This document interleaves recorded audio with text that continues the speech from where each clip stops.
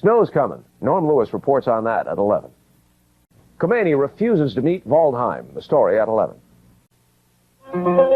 This is Action News Update. Here's Ron Smith. Good evening. This part of the country is getting ready for the first storm of the winter season.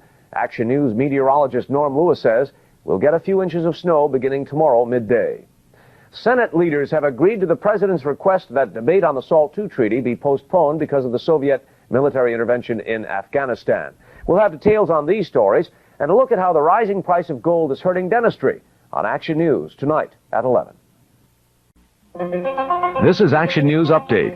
Here's Stan Stovall. Good evening, everybody. Both the State Department and the White House issued statements tonight making it clear President Carter has not entirely ruled out military action in regard to the Iranian crisis. The statements followed Carter's address to families of the 50 American hostages. The first member of Iran's royal family to be killed since the revolution died on a Paris street today, the apparent victim of an assassin sent by Iran.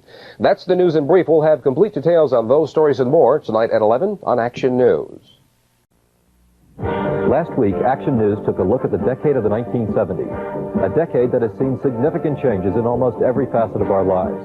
Now we're entering into a whole new era in Baltimore, and within it, new problems to face and existing problems to solve. I'm Malcolm Potter. As General Manager of WBAL-TV, I can assure you that we'll face the challenges of the 80s together, and that Action News will continue our commitment to you, because I believe there's more to life than just news, weather, and sports. Hello, I'm Bryant Gumbel. Tomorrow on Today, Willard Scott and I will be in Florida to cover baseball spring training. We'll talk to the players and their wives. Join us on Today. This is NBC News Update, brought to you by Polaroid. Here is John Dancy. Good evening. President Carter says Senate consideration of the SALT treaty would be inappropriate now because of the Soviet invasion of Afghanistan. The Senate quickly agreed to a delay.